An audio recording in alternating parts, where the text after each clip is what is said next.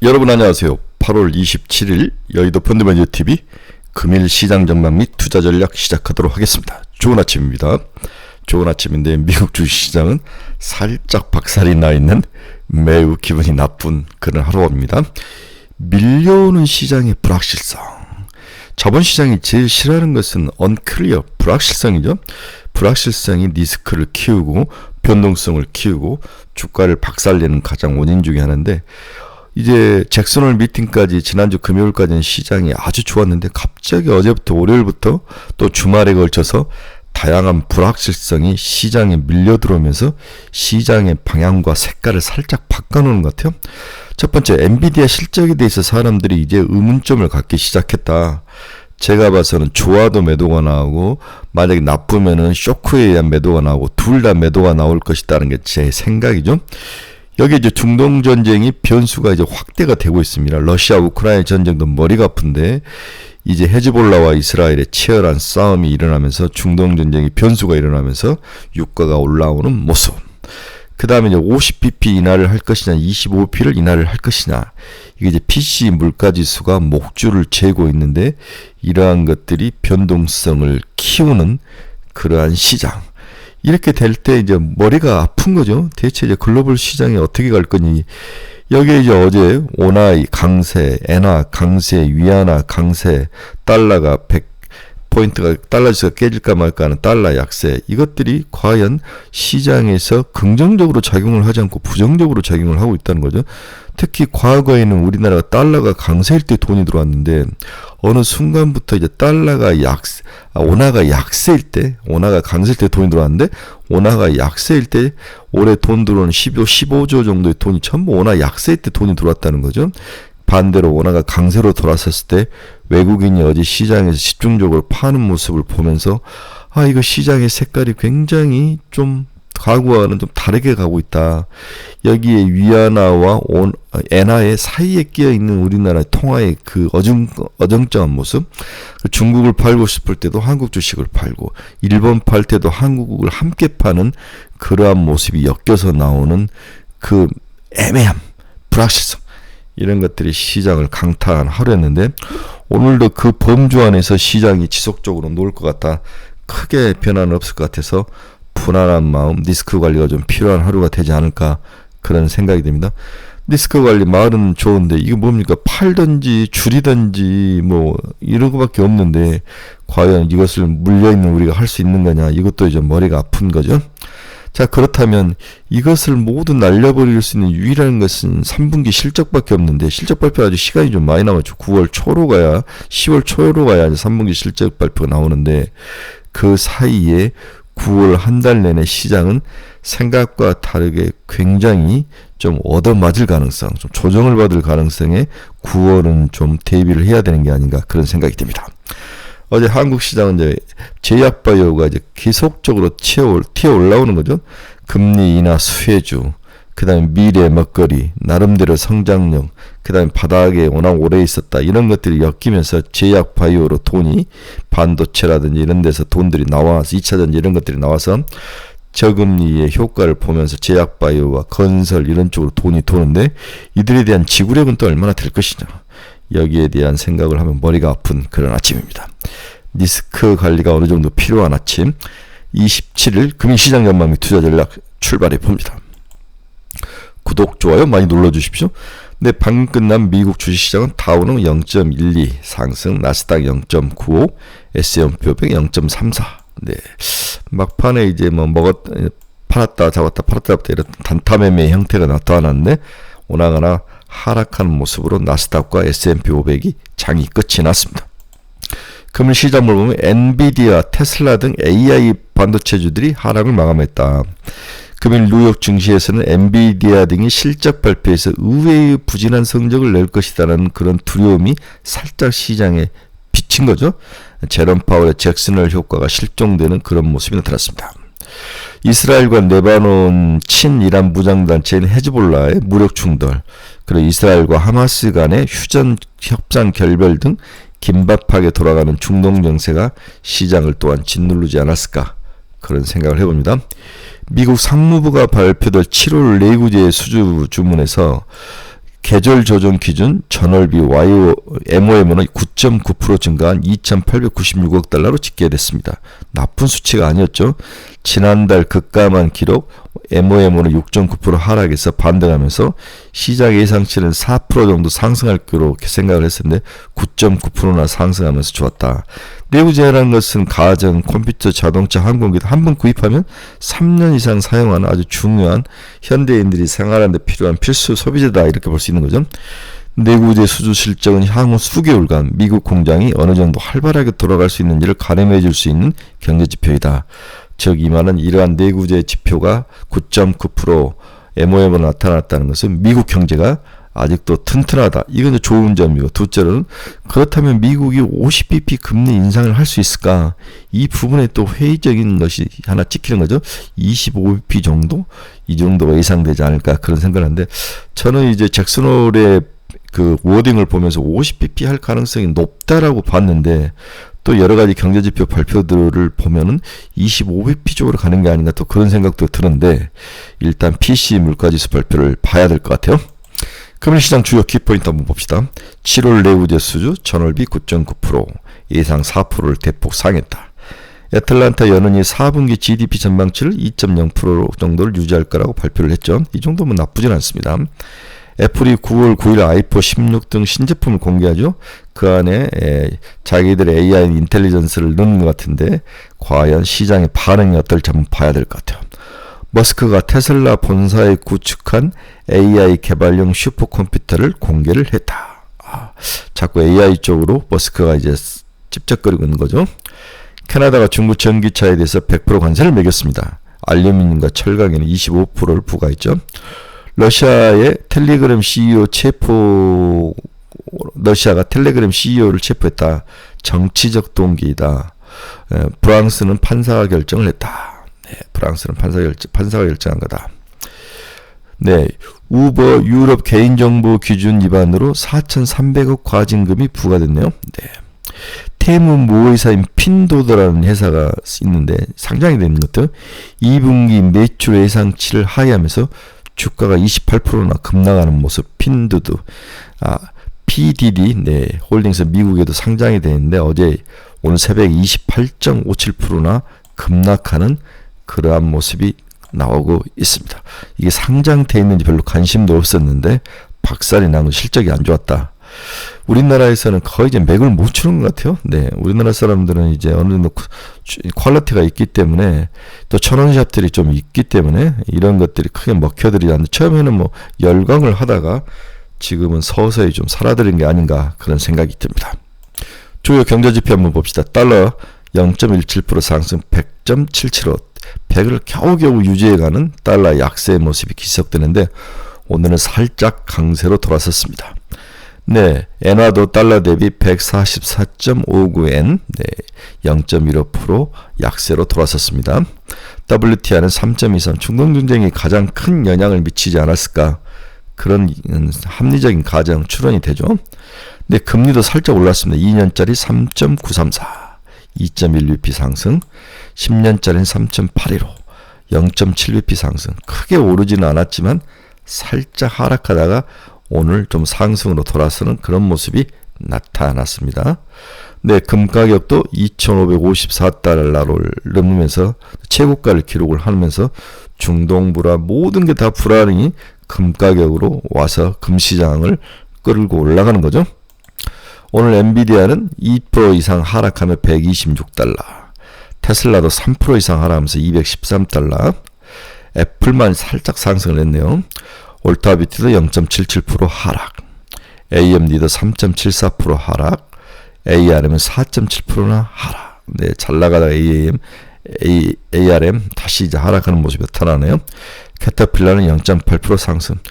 제가 어제 굉장히 트럼프의 수혜주들이 다시 봐야 되는 게 아닌가를 살짝 운을 띄워봤는데 일단 캐터필러가 이 아사라장에도 살짝 상승하는 모습이 나타났습니다. 제가 캐터필러를 이렇게 넣어놓은 것은 과연 미국 시장에서 트럼프 수혜주들이 어떤 모습인가 그 변동성을 체크하기 지금 캐터필러를 넣어놓는데 오늘은 상승으로 마감을 했습니다. 일라인리는 0.1% 하락, 마이크론 3.84 하락, TSMC 1.66% 하락. 전체적으로 뭐 반도체 관련주들이 모두 박살난 필라델피아 반도체도 하락하는 모습이 나타났는데 성장주들이 좀 두들겨 맞는 그런 모습이 나타났습니다. 비트코인도 1.36% 하락하며 63,000달러까지 하락하는 모습이 나타나고 있습니다. 자, 어제 이제 우리 시장에서 엔화 약세, 엔화가 강세죠. 엔화가 강세로 돌고 원화도 1320원대까지 내려오는 강세로 돌았을 때 과연 왜 우리나라 시장이 망가진가? 과거와 다른 모습이었다는 거죠. 과거에는 원화가 강세일 때 돈들이 들어왔는데 지금은 원화가 강세니까 돈이 빠지는 이유가 뭘까? 외국인들이 과거와 다른 플레이를 한다는 거죠. 이 결론적으로 말하면 우리나라 무역이 미국에 너무 많이 이제 의존하는 그러한 모습으로 바뀌었다는 거죠. 지금도 물론 중국이 살짝 미국보다도 높은 숫자이지만 과거에 비해서 우리나라 수출이 미국의 의존도가 굉장히 올라가면서 달러 강세의 주가가 돈이 들어오고 달러 약세의 돈이 빠지는 그러한 모습으로 시장의 색깔이 변했다. 이게 이제 가장 중요한 트렌드인데 이 트렌드가 지속성을 가지고 움직일 것이냐. 일단은 지금 지속성을 가지고 움직인다 이렇게 봐야 될 것 같아요. 네, 우리나라 이제 원화 강세와 코스피 강세가 등식이 성립하지 않다. 과거에는 원화가 강세일 때 돈이 들어왔지만 지금 원화가 약세일 때 돈이 들어오는 거. 그 이유는 뭐냐. 대미 수출 비중 확대와 함께 관계가 전환이 됐다. 2022년까지 원달러와 코스피 간의 마이너스 관계가 강했다. 지금 원화가 약세일 때는 돈이 빠지고 원화가 강세일 때는 돈이 들어오면서 역의 상관관계가 이루어졌었죠. 그러나 2023년 이후 원달러와 코스피가 플러스 정의 관계로 가버린 거죠. 네, 달러가 강세일 때 돈이 들어오고 달러가 약세일 때 돈이 빠지는, 지금 달러가 약세가 되니까 돈이 빠지는 모습이 나타나죠. 가장 큰 이유는 국내 무역 수지에 큰 영향을 미치는 인자가 중국에서 미국으로 바뀌었다는 거죠. 즉 수출에서 대미 수출 비중이 18.9%로 중국 19.4에 거의 육박했다. 곧 있으면 이게 뒤집어질 가능성도 있을 정도인 거죠. 실제로 원달러와 대미 수출 비중 간 상관관계 변화를 보면 2021년 이후 서서히 변화하는 모습이 나타나기 시작했다는 거죠.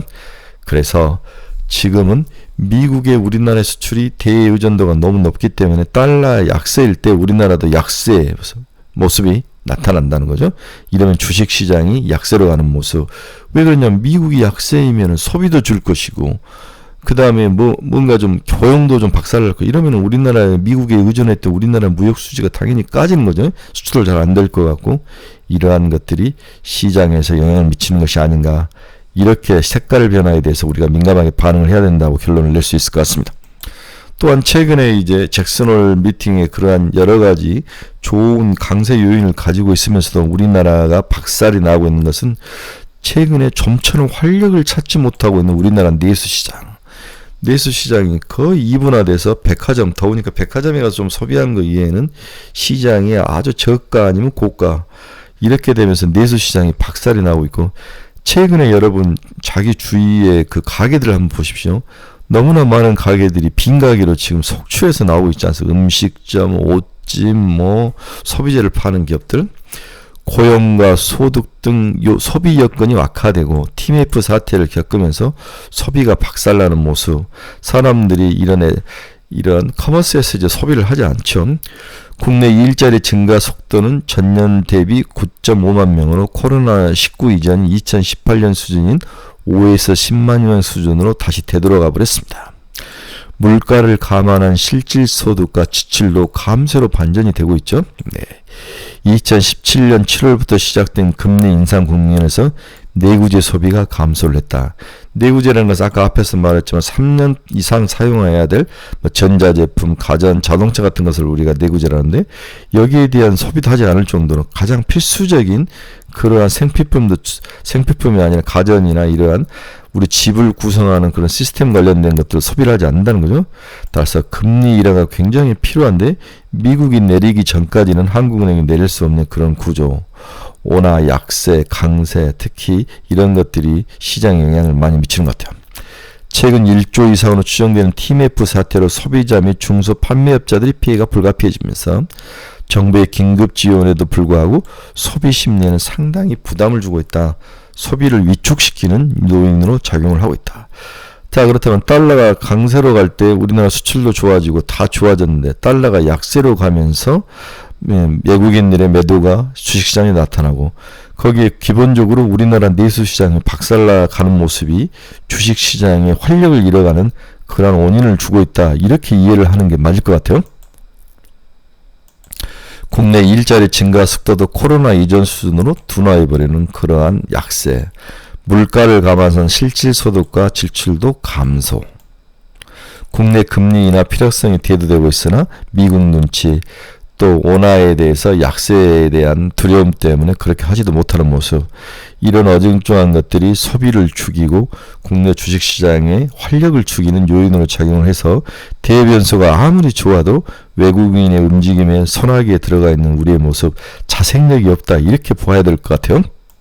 이제 이번 주 시장에서 우리가 증시 캘린더 리스크에 또 노출이 되는데 29일 날 엔비디아 실적 발표가 있죠. 네, 가장 중요한 엔비디아 실적 발표. 그 다음에 수요일 날은 미국 2분기 GDP 점정치가 발표가 되고 30일 날 PC 물가지수가 발표되죠. 우리나라 금요일 7월 개인 소득과 소비. 다음 8월 미시간대 소비자 심리지수 확정. 이 PC 물가지수가 가장 중요한. PC 물가지수라는 것은 물가지수가 미국의 노동적인 그러한 제품과 관련된 물가지수라면 PC 물가지수는 미국 전체 노동자, 농민 모든 거 할 것 없이 다 포함하는 그러한 것을 보완한 종합 물가지수가 PC 물가지수이기 때문에 PC 물가지수의 움직임이 패드의 생각을 정하는 데 굉장히 중요하다. 25p를 할 건지 50bp를 할 건지 이러한 중요한 캘린더 리스크가 있다. 이게 다 불확실성이라는 거죠. 불확실성이 자본시장이 제일 싫어하는 모습이기 때문에 이러한 것들이 오늘 새벽 미국 주식시장을 좀 박살낸 게 아닌가, 흠집을 낸 게 아닌가, 그렇게 이해를 해야 될 것 같아요. 결론 한번 봅시다. 전일 한국 시장이 윗꼬리가 더 달리고 금일 미국 뉴욕 증시장이 하락하는 모습은 다소 의외였다. 잭슨홀이라는 좋은 잔치가 있었는데 항상 술을 너무 많이 마셔서 행오버에 걸린 거죠. 네, 뒷머리 아픈 행오버. 잭슨홀 미팅의 감흥이 모두 사라지고 시장은 과거 애인을 버리고 새로운 여친인 엔비디아, PC 물가지수, 중동적인 상황 등 새로운 변수에 집중하기 시작한 거죠. 특히 엔화, 원화, 위안화가 추가 강세가 이어지고 달러가 약세로 돌아서면서 새로운 변화가 나타났고 특히 한국 주식시장이 이러한 변화, 환율 변화에 민감하게 반응하면서 변동성을 키웠다. 하락의 모습을 나타냈다. 또 지난번에 봤던 엔케리 트러의 무서움을 경험한 글로벌 주식시장이 달러가 지수가 100이 깨졌을 때 또 어떤 모습으로 반응할지에 대한 두려움이 또 있는 거죠. 추가 하락할 가능성, 이 변동성을 불러올 것으로 전망돼서 리스크 관리가 좀 필요한 모습이다. 엔비디아는 실적이 좋든 나쁘든 매도가 나올 것이다. 주의가 좀 필요하다. 시장이 제일 싫어한 불확실성으로 들어간 거죠. 미국 대선, 중동 전쟁, 러시아 우크라이나 전쟁, 금리 인하의 수준, 이런 것들이 모두 불확실성으로 쏠려가면서 시장의 악재로 작용한 그런 하루였다. 오늘 우리나라 주식시장도 여기에 대비를 해야 되는 거죠. 이제 시장을 구원할 유일한 돌파구는 기업 실적인데 아직까지 기업 실적이 발표되기까지는 한 달이라는 시간이 남아있기 때문에 그 사이에 오는 어마어마한 변동성을 과연 어떻게 이겨낼 것이냐가 9월 시장의 핵심 투자 포인트라는 거죠. 3분기 실적이 좋을 것으로 전망되는 섹터나 종목을 찾아서 미리 선점하는 전략도 필요하다. 우리나라가 전통적으로 제 기억은 추석을 앞두고 주식시장이 좀 안 좋았어요. 돈이 많이 빠져나가는 모습. 네. 따라서 현재 우리나라는 금리 인하 수혜주인 건설, 제약바이오, 일부 금융, 고배당주 이러한 종목들이 과연 지구력이 얼마나 될 것이냐. 특히 제약바이오가 시장의 리더인데 이들의 지구력이 얼마나 오래 버텨줄 것이냐가 그나마 숨 쉴 수 있는 공간이다. 이렇게 결론을 내볼 수 있습니다. 오늘은 제약바이오의 우세가 점쳐지고 있으나 한편으로 추가 상승시 좀 줄여주는 이익 실현도 좀 필요한 제약바이오에 대해서 그러한 아침이다. 그날 하루가 되지 않을까 이렇게 결론을 내봅니다. 재미없다. 리스크 관리가 좀 필요하다. 이러한 생각으로 하루를 보시기 바랍니다. 저희가 이번 주 토요일 날 여의도에서 저희 카페 주최로 이제 스터디 모임을 했는데 여기 강사가 이제 제약바이오 애널이 오시고 다음에 의료기기 다음에 중소형주 이 두 분의 아주 일타 강사님 오시는데 우리 유튜브 친구분 중에서도 스터디 모임에 참여하실 분 여의도입니다. 여의도에서 12시부터 4시까지 하는데 비용도 들어갑니다. 당연히 강사 초빙화 비용이 들어가는데 관심 있는 분은 댓글로 남겨주시기 바랍니다. 너무너무 좋은 그러한 스터디 모임입니다.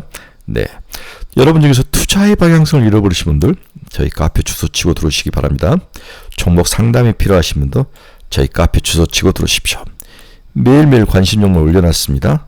특히 이제 많이 물려가지고 고민스러우신 분들은 저희 카페에 가입을 하시기 바랍니다. 유료 카페니까 신중히 생각을 하시고 결정을 하시기 바랍니다.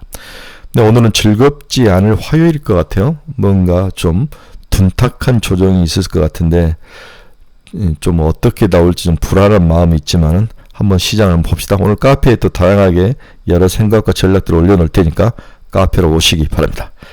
여러분 감사합니다. 내일 아침에 좋은 모습, 대박의 모습으로 보도록 하겠습니다. 여러분 감사합니다.